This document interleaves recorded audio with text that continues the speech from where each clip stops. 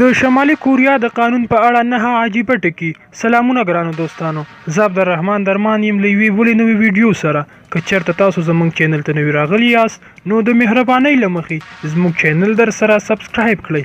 که مو چېرته ویډیو خوښه شوه ویډیو در سره لایک او نظریات مو کومنټ کې را سره شریک کړئ. د شمالي کوریا د قانون په اړه نه عجیبه ټکي. د شمالي کوریا په اړه د معلوماتو راټولول هم ګران کار دی، ځکه دغه هیواد کې معلوماتو ته لاسرسی په نش حساب دی. په دې ویډیو کې مو د شمالي کوریا د قانون په اړه نه داسې ټکي راخیستي چې په لوستلو سره به یې حق پک حیران شئ او په دې به د خدای شکر ادا کړئ چې د دغه هیواد تابعیت نه لرئ.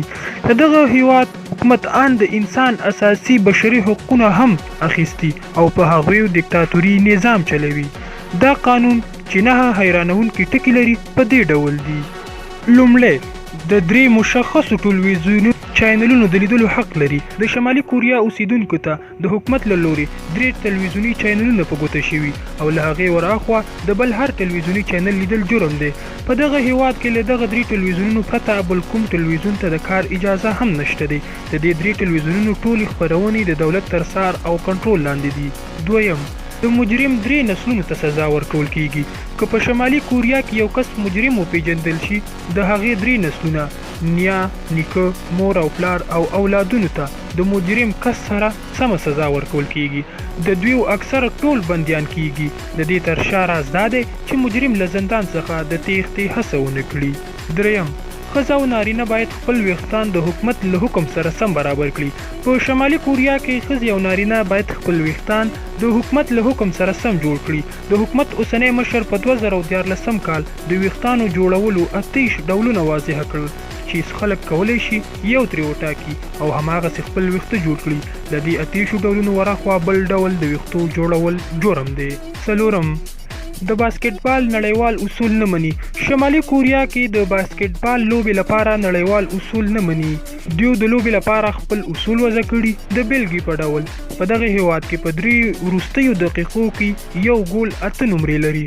پنځم، په پلازمینه کې د اوسېدلو لپاره باید له حکومت څخه اجازه واخلئ. د شمالي کوریا په پلازمینه پینګیانګ کې یوازې شتمن خلک اوسېدلی شي. هر څوک دغلته د اوسېدلو حق نه لري.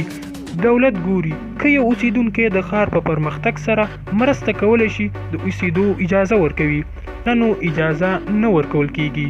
شپږم، کورنۍ باید خپلو بچیانو ته په ښوونځي کې خپل میز او څوکۍ واخلي. هغه کورنۍ چې په شمالي کوریا کې خپل بچي ښوونځي ته لیږي باید د تعمیراتي موادو د پیسو ترڅنګ خپل بچي ته خپل میز او چوکۍ هم واخلي.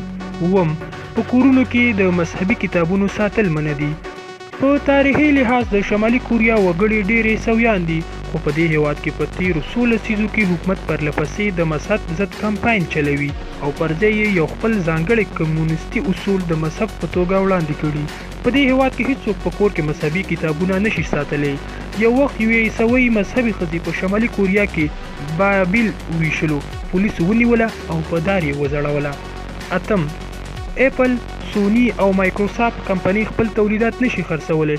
شمالي کوریا کې د نړۍ د ټکنالوژۍ د مشهوري کمپنۍ اپل، سونی او مایکروسافت هیڅ ډول توکي نشي خرڅولی. د دې توکو په پیر او پلور سخت بندیز دی.